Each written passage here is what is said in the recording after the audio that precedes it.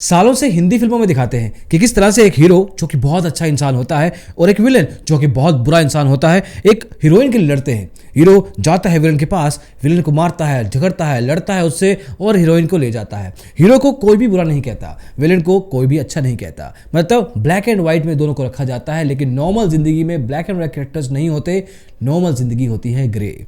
आप अच्छे इंसान होते हैं लेकिन कभी कभी कुछ गलती कर जाते हैं। अगर नॉर्मल स्टॉक मार्केट की बात करें तो वहाँ पे स्कैम भी होते हैं और बलि के बकरे भी बनाए जाते हैं।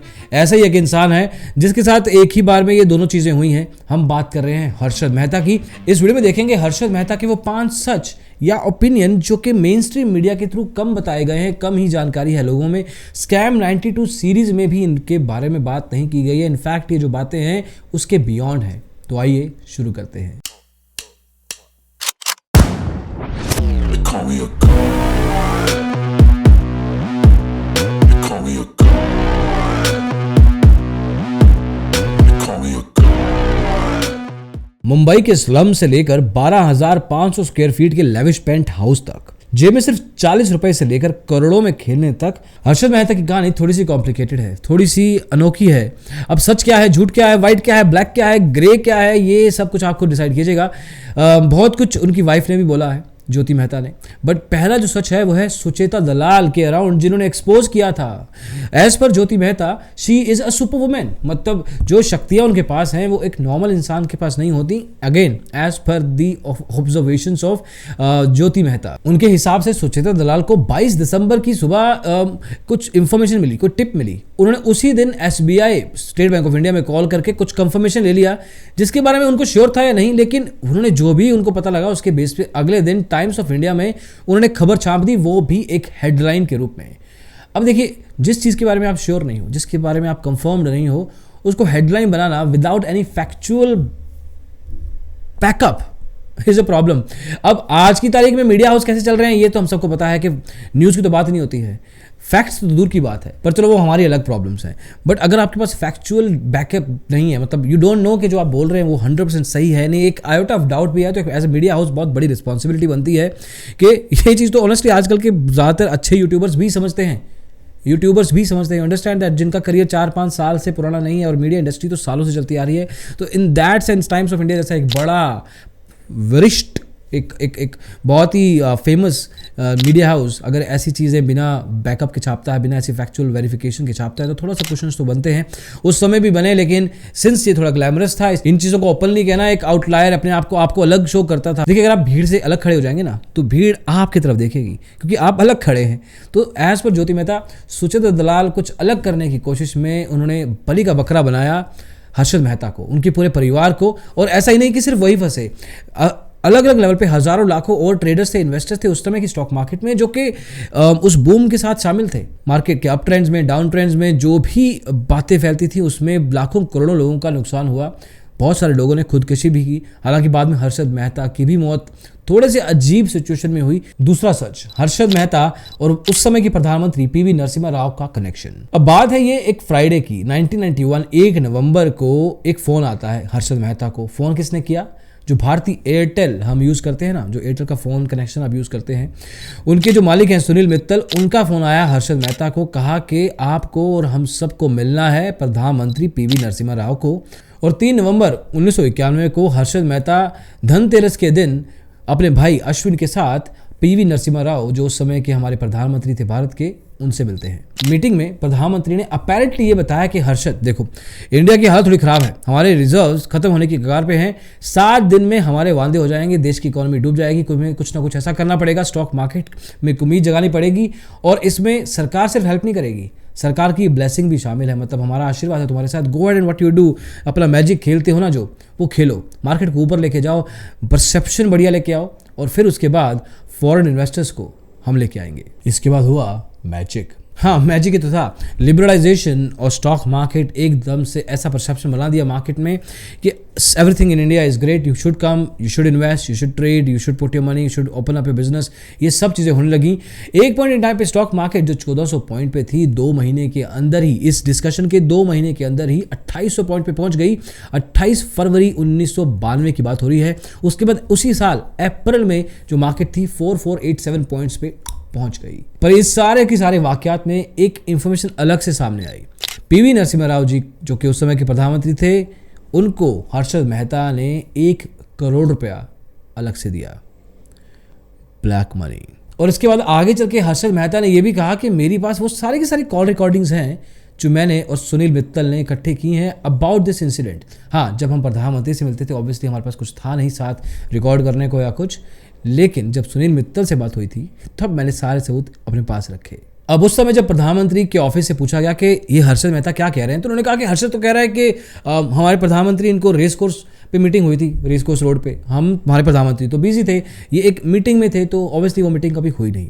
अब दिक्कत पता क्या है, प्रधानमंत्री नरसिम्हा राव जी ने कभी भी इस मीटिंग के ना होने, मतलब कैसी हुई है मीटिंग, डिनाई नहीं किया है। उन्होंने कभी कहा ही नहीं कि मैं हर्षद मेहता से नहीं मिला हूँ। साथ में हर्षद मेहता जो फंसा हुआ है उस समय बहुत सारी सिचुएशंस में, व्हाई वुड ही टेक प्रधानमंत्री का नाम? आई मीन इट्स लाइक कि तुम जिस देश में रह रहे हो उसके सबसे पावरफुल इंसान के साथ तुम झगड़ा मोल ले रहे हो। सो या तो तुम पागल हो या कुछ है, या तुम फेमस होना चाहते हो। 2 या 3 इसके रीज़न हो सकते हैं। तीसरा सर्च, केतन पारेख। जी हाँ, केतन पारेख हर्षद मेहता के चेले थे। अब केतन पारेख भी एक ऐसा इंसान है जो कि बॉलीवुड की फिल्मों में विलेन की तरह देखा जाता है। उसका एक ब्लैक कैरेक्टर है, वो मतलब वो नेगेटिव कैरेक्टर है, उसमें कुछ वाइट कुछ अच्छा है ही नहीं। अभी केतन पारेख जो हैं, कहा जाता है कि ये चेले थे हर्षद मेहता के। अभी पहले पेशे से ही एक सीए थे, chartered accountant, mister Ketan Parekh, और पहले किसी एनएच सिक्योरिटीज में काम करते थे जो कि एक इंस्टीट्यूशनल ब्रोकरेज कंपनी थी। अब 90 के दशक में जिस टाइम पे ये सब कुछ हो रहा था, हर्षद मेहता के टच में आए केतन पारेख। उन्होंने कहा कि मेरे को काम करना है आपके साथ। अब हर्षद मेहता की कंपनी थी Gromor research and asset management, तो इसमें वो एक एनालिस्ट, मतलब एक जो टेक्निकल या फंडामेंटल एनालिसिस करते हैं ना, वो काम ये करने लग गए। अब सिंस सीए थे तो काम में अच्छे थे, but at the same time he also new के स्कैम्स चल रहे हैं। मतलब जिस समय वो इस कंपनी में एंटर हुए थे उस समय ऑलरेडी एक नेगेटिव लाइमलाइट में आ चुके थे हर्षद मेहता, तो उस केस में उनको पता था कि क्या चल रहा है। But then he also took advantage. हालांकि इनका खुद का नाम नहीं आया इस सारे की सारी कॉन्ट्रोवर्सी में, लेकिन इन्होंने खुद के नाम से बहुत सारी कॉन्ट्रोवर्सीज कर दी। अरे भैया, खुद की ब्रांड बनाएंगे ना, किसी और के अंडर का स्कैम में खुद क्यों फंसे? अपना करेंगे स्कैम अलग से। अरे pump and dump, circular trading, stock market में पैसा लेके आना बैंक से और स्टॉक्स को मैनिपुलेट करने के लिए यूज़ करना। अब हर्षद मेहता एक तरफ से अपने दलदल में फंसे जा रहे थे, पॉलिटिशियन से झगड़ा कर लिया, बड़े बड़े इंडस्ट्री से झगड़ा कर लिया, अलग अलग लेवल के मार्केट रेगुलेटर्स से या बैंक से पंगे ले लिए, तो एक तरह से वो सेंटर ऑफ अटेंशन बन गए, थोड़े अलग खड़े हो गए थे, तो सब देख रहे थे उनको, वो जो पहले वाली बात थी। तो मोर और less as of now focus इनके ऊपर था। लेकिन केतन पारेख ने भी आगे चल के बहुत सारे स्कैम किए, ऐसे स्कैम किए कि अपने गुरु को भी पीछे छोड़ दिया। हाँ, वो किसी और दिन बताएंगे आपको, हाँ, अगर आप जानना चाहेंगे तो। एनीवे, हम मूव करते हैं चौथे सच की तरफ। अभी तक इन पिछले 3 सच में, सच्चाइयों में या ओपिनियंस में या फैक्ट्स में कुछ नाम, काफ़ी नाम आ गए हैं। सुचित्रा दलाल का नाम आया, देन सुनील मित्तल का नाम आया, प्रधानमंत्री जी का नाम आया, देन केतन पारेख का नाम आया, ऐसे और भी बहुत सारे नाम आए। अब नाम एक थोड़ा जो अगला नाम है ना, वो थोड़ा अजीब नाम है, मतलब पूरी की पूरी कहानी में वो फिट नहीं बैठते, बट बैठे काफ़ी देर से थे। बात हो रही है चंद्रा स्वामी। अब जो ये चंद्रा स्वामी जो एक मिस्टिक कैरेक्टर थे ना, अभी जो mistake man was involve in a lot of things. वैसे तो एक तांत्रिक थे ये, दो रुम दुम दड़ंग बड़ंग करते हैं वैसा कुछ, लेकिन इनके काफ़ी पॉलिटिकल कनेक्शंस थे, और सिर्फ इंडिया में नहीं बाहर भी। और इनका काम था इन कनेक्शंस का यूज़ करना, लोगों को आपस में सेटिंग करवाना, मिलवाना, बिजनेस लेके आना, बीच में कुछ कमीशन खाना। तो चंद्र स्वामी जी का कुछ ऐसा ही हाल था। पीवी नरसिम्हा राव से लेकर बहरीन के शेख तक, हॉलीवुड एक्ट्रेस एलिजाबेथ टेलर और तो क्राइम लॉर्ड दाऊद इब्राहिम भी, और दुनिया भर के जो 20-25 अतरंगी थोड़े अजीब से लोग थे, उनमें से ज़्यादातर लोग चंद्र स्वामी जी के क्लाइंट थे, और इनकी कोई ब्रांच भी नहीं थी। अब इस केस में प्रधानमंत्री पीवी नरसिम्हा राव के साथ चंद्र स्वामी के अच्छे कनेक्शन थे, और इतने अच्छे कनेक्शन थे कि प्रधानमंत्री से मिलने के लिए इनको कोई अलग से अपॉइंटमेंट भी नहीं लेनी पड़ती थी। और साथ में इनका कनेक्शन था स्टॉक मार्केट में भी, through Harshad Mehta of course. अब यहाँ पे काम क्या हो रहा था, अब ये कर क्या रहे थे चंद्र स्वामी जी, हर्षद मेहता का कनेक्शन करवाते थे अलग अलग मंत्रियों के साथ, छोटे लेवल के या कैबिनेट लेवल के भी, और इनका पैसा स्टॉक मार्केट में लगवाते थे। ब्लैक एंड व्हाइट का गेम चल रहा था, और इनको अच्छे खासे रिटर्न भी दिलाते थे। मतलब एक तरीके से ब्रोकर की तरह काम करते थे, Harshad Mehta being the guy who used to make money and every other politician was a client. तो इन दिस केस चंद्र स्वामी जी का जो करेक्टर था, जो रोल था, काफी क्लियर था। अब जब पॉलिटिक्स और पैसा में से कुछ एक चुनना हो ना, अब पॉलिटिक्स में होती है पावर, पैसा आ जाता है, पैसे से पावर नहीं आती, लेकिन पावर से पैसा आ सकता है। तो चंद्र स्वामी जी ने यही किया। उन्होंने, चंद्र स्वामी जी क्यों कहूँगा मैं, चंद्रस्वामी ने पावर को चुना, पॉलिटिक्स को चुना और हर्षद मेहता को कह दिया पाए पाए पाए। और एक तरीके से हर्षद मेहता जब उनको सबसे ज़्यादा जरूरत थी इस ब्रोकर की, जो कि अभी तक इनसे पैसा अच्छा खासा कमा रहा था, इसने कह दिया बेटा मैं कुछ नहीं कर पाऊंगा, और हर्षद मेहता इस केस में अकेले रह गए। हाँ, इसके दिन भी कुछ खास अच्छे नहीं रहे। अगले कुछ 3-4 साल के अंदर ही लंदन के एक बड़े बिजनेसमैन ने स्वामी जी के ऊपर फ्रॉड का इल्जाम लगाया, केस प्रूव हुआ, इनको अरेस्ट भी कर लिया गया, और अभी कुछ साल पहले 5 साल पहले 2017 में इनकी ऑर्गन फेलियर से मौत हो गई। अब जो अगला सच है ना, वो थोड़ा अजीब है। अजीब क्यों? क्योंकि हर्षद मेहता एक ही पॉइंट इन टाइम पे इंडिया के सबसे बड़े टैक्स पेयर बने, और एक ही पॉइंट इन टाइम पे सबसे ज्यादा बड़े टैक्स स्कैमर, मतलब टैक्स का पैसा चोरी करने वाले भी। अब कहते हैं कि हर्षद मेहता की जो नेटवर्थ थी ना, वो उस समय 1992-93 के केस में करीब 4000 करोड़ रुपए थी उस टाइम पे एक्चुअल मनी। आज की वैल्यूएशन के हिसाब से नहीं, आज की वैल्यूएशन करेंगे तो 20,000 करोड़ के बियॉन्ड होगी। एक इंसान जिसकी कीमत उस समय की 4000 करोड़ रुपए है, उन्होंने एडवांस में टैक्स पे कर देते थे हर साल। एक पॉइंट इन टाइम पे 24 करोड़ रुपए का टैक्स पे किया। उस समय के धीरू भाई अंबानी से भी ज्यादा का टैक्स था ये। अब दिक्कत ये हो गई कि उस टैक्स को पे करने के कुछ दिन बाद ही हर्षद मेहता के घर के अंदर रेड पड़ती है और कहा जाता है कि ये इंसान टैक्स चोरी करता है। इनका टैक्स पता कितना बनता है? As per the records 12,000 crore रुपए एक इंसान का। पर इससे पहले कि हर्षद मेहता खुद को निर्दोष या अपना पॉइंट रख पाते, उनकी कार्डियक अरेस्ट से एटलीस्ट कहा जाता है कि कार्डियक अरेस्ट के कारण उनकी मौत हो गई। अब एक्चुअल क्या था वो तो कुछ लोग ही जानते हैं या भगवान। बट एनीवे, हर्षद मेहता भी।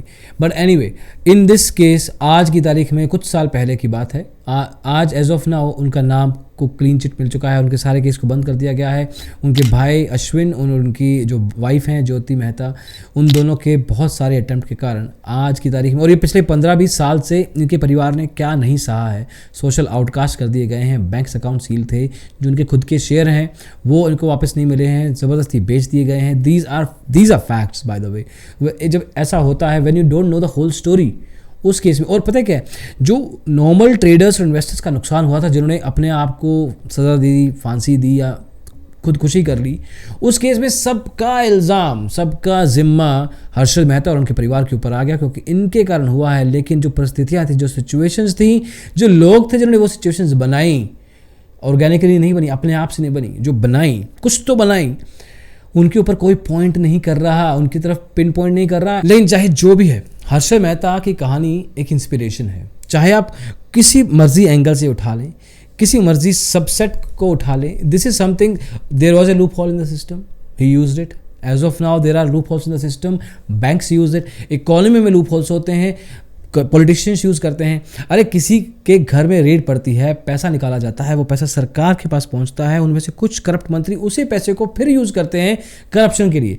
करप्शन का पैसा करप्शन में ही यूज़ हो रहा है। Nobody gives a shit about it because there are loop holes in the system.